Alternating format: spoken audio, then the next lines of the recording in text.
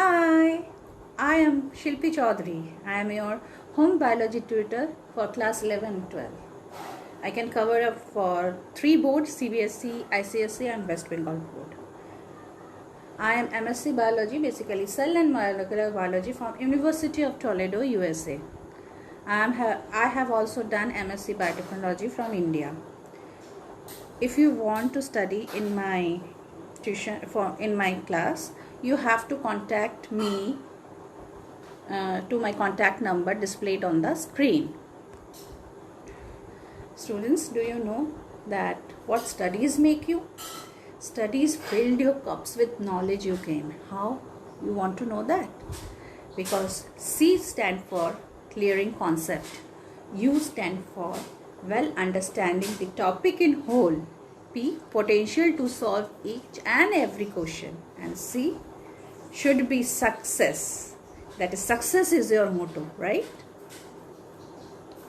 अच्छा, हमें ये भी पता होना चाहिए कि हम जब पढ़ रहे हैं तो हमारे यूनिट वाइज मार्क्स डिस्ट्रीब्यूशन क्या है. ठीक है, for CBSE, for ICSE, West Bengal almost बहुत सिमिलर है, 1-2 नंबर का ऊपर नीचे है. और मैंने यहाँ पर ये भी दिखाया है कि नीट में कितना परसेंटेज ऑफ क्वेश्चन किस यूनिट से आ रहा है, ये भी मैंने कवर किया है. ठीक है, पर आप यहाँ पे देखेंगे कि for unit 5 in class 11 human physiology covers maximum number of marks for board also and for NEET also. पर हमें ये यूनिट 5 पढ़ने के लिए हमें यूनिट 1-2 भी पढ़ना पड़ेगा, क्योंकि ये बेसिक कॉन्सेप्ट है.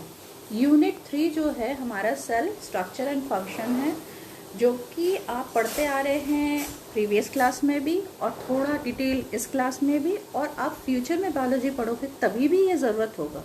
तो हमें थ्रू आउट लाइफ तो ये यूनिट तो बहुत ही इम्पोर्टेंट है.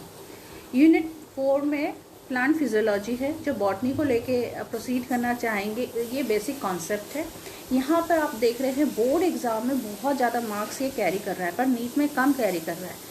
पर ऐसा नहीं है कि ये नीट में कम नंबर है मतलब नीट में ये कम पूछा जाएगा, ऐसा नहीं है.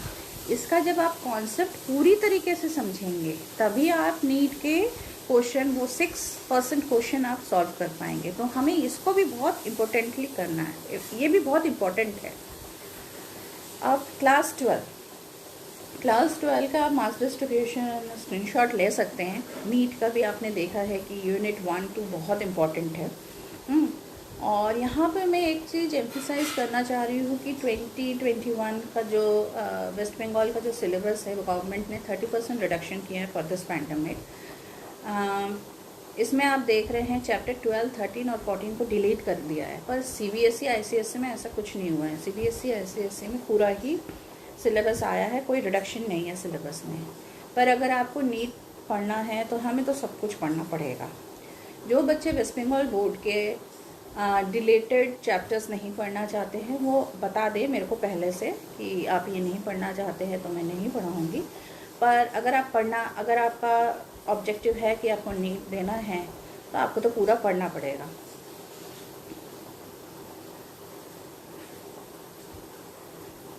Okay, sorry.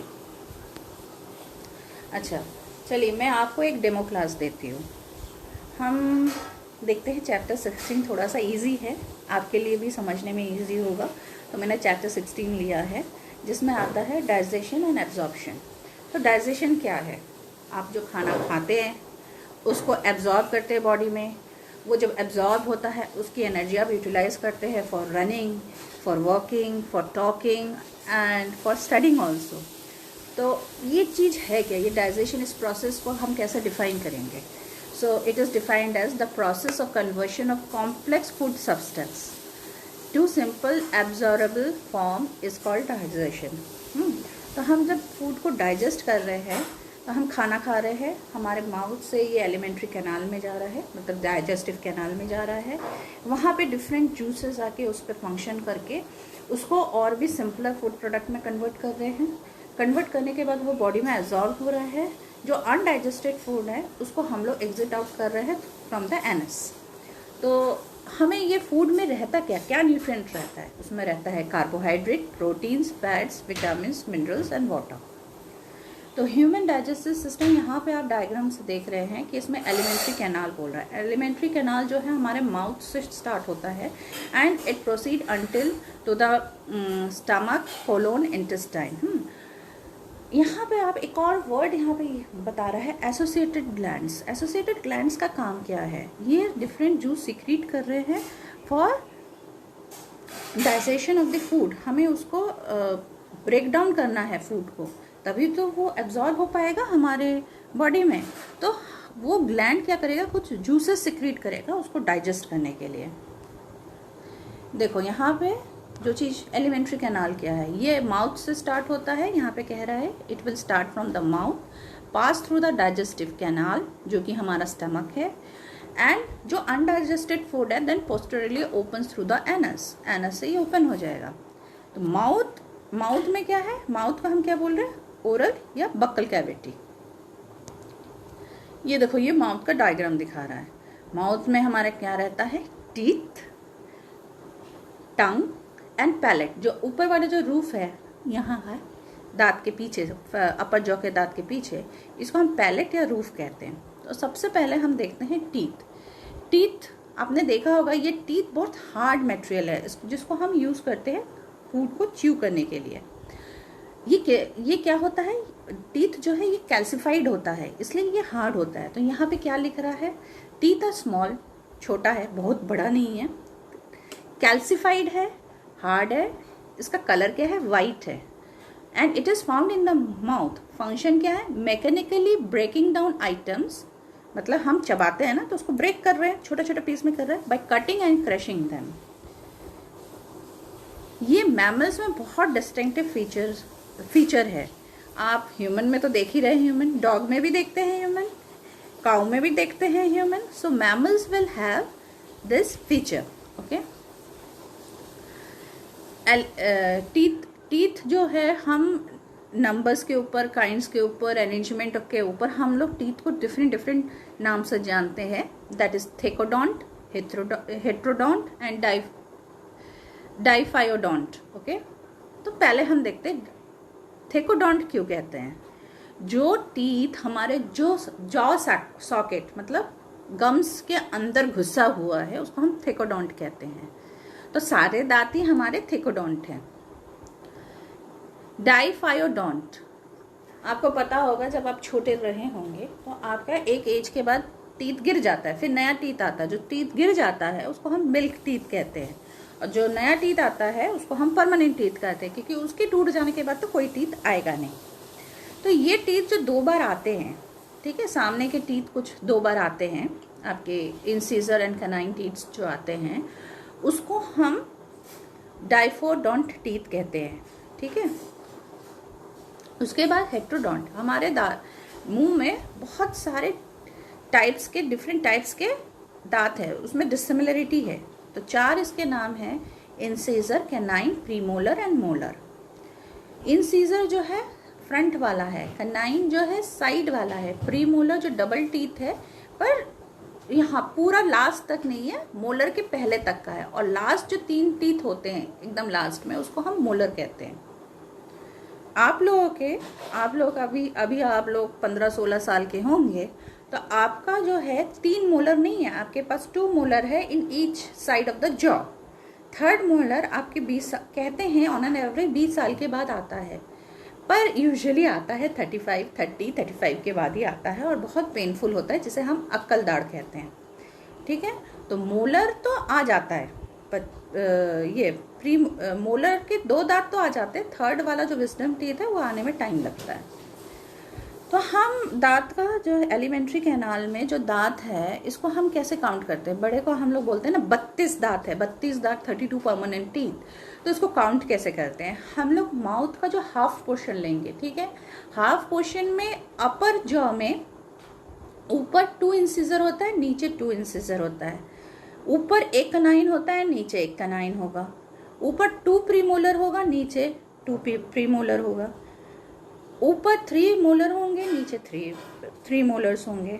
ऊपर और नीचे का मतलब है अपर जॉ एंड लोअर जॉ। तो टोटल कितने हुए, 16। ठीक है, 16 टीथ हुए। ये तो हाफ मुंह का हुआ। फुल मुंह 16 × 2 32। ठीक है, इसको हम कैसे लिखते हैं कि अगर एडल्ट का हमें अरेंजमेंट ऑफ टीथ लिखना पड़ेगा तो हमें लिखना पड़ेगा 2 1 2 3। देखो 2, देखो यहाँ पर क्या है, इंसीजर कितना है 2, कैनाइन कितना है 1 है, प्रीमोलर कितना है 2, मोलर कितना है 3। तो हमें लिखना पड़ता है अपर जो का 2 1 2 3 और डिवाइडेड बाई 2 1 2 3। पर चाइल्ड बच्चों का 20 मिल्क टीथ होता है, ठीक है, 20 दांत होते हैं, 20 टीथ्स होते हैं। तो कहाँ डिफरेंस होता है, बच्चों में प्री मोलर टीथ नहीं होते हैं, बिल्कुल भी नहीं होते हैं, और मोलर टीथ पर 2 होते हैं, ठीक है। तो इसलिए 20 टीथ इनके रहते हैं। और हाँ ये है, तो बच्चों का आप कैसे डेमोन्स्ट्रेट करेंगे, 2102 डिवाइडेड बाई 2102, ठीक है। यहाँ पे ये हाफ टीथ का 10, हाफ टीथ का 10। ये देखो बच्चों, विजडम टीथ दिखा रहा है। Wisdom teeth is the last teeth in both side of your jaw, upper and low. So 4 teeth बाद में आते हैं, ठीक है। ये आफ्टर 20 ईयर्स यहाँ पे बोल रहा है। यूजुअली मेरा आया था 30 ईयर्स के बाद आया था मेरा, ठीक है। अब टीथ जो है बहुत हार्ड होता है, पहले ही बताया था, ठीक है। ये जो वाइट वाला पार्ट जो हमें दिखता है ये एनिमल है, ये शाइनी पार्ट होता है और इसी को हम यूज करते हैं ये चबाने के लिए, ठीक है। हार्ड क्यों होता है, टीथ हार्ड क्यों होता है, क्योंकि ये कंपोज्ड होता है calcium, phosphorus and other minerals, ठीक है। टूथ का जो हिस्सा हमारे जॉ सॉकेट में रहता है, वहाँ पे एक सॉफ्ट वाला हिस्सा, सॉफ्ट सा हिस्सा रहता है, क्योंकि वहाँ पे ब्लड वेसल्स और नर्व वहाँ पे रहते हैं, जहाँ पे उस दांत का पोर्शन घुसा हुआ रहता है, ठीक है। तो उस जो पोर्शन जो पल्प के पास घुसा हुआ रहता है उसको हम डेंटाइन कहते हैं, और जो हार्ड और शाइनी पार्ट है उसको हम एनिमल कहते हैं, ठीक है। यहाँ पर एक और चीज़ दिखा रहा है, टीथ के 3 हिस्से उन लोगों ने करके दिखाया है, crown, neck and root. Crown जो एनिमल पार्ट है, जो कि बाहर रहता है, आउटर मोस्ट पार्ट, और ये हार्डेस्ट पार्ट होता है, ठीक है। नेक क्या है, नेक क्राउन और रूट के बीच में होता है, क्राउन और रूट के बीच में नेक होता है। यहाँ पे जैसे मैंने पहले बताया कि ब्लड वेसल्स और नर्व फाइबर्स पल्प कैविटी में सप्लाइड रहते हैं। ब्लड वेसल्स क्यों रहते हैं, ताकि ये नरिशमेंट देते रहे दांत को। अगर नरिशमेंट नहीं मिलेगा तो हमारा दांत सड़ जाएगा, तो यहीं से हमें नरिशमेंट मिलता रहता है दांत को, ओके।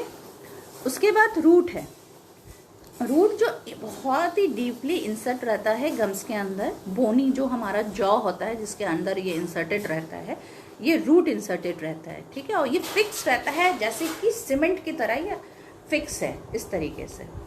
नेक्स्ट है टंग, नेक्स्ट है टंग। तो टंग जो है फ्रीली मूवेबल है, पर फर्दर पढ़ने के लिए आपको मेरे क्लास में रजिस्टर करना पड़ेगा। You need to call to this number, I will there to help you, come to my class. Thank you.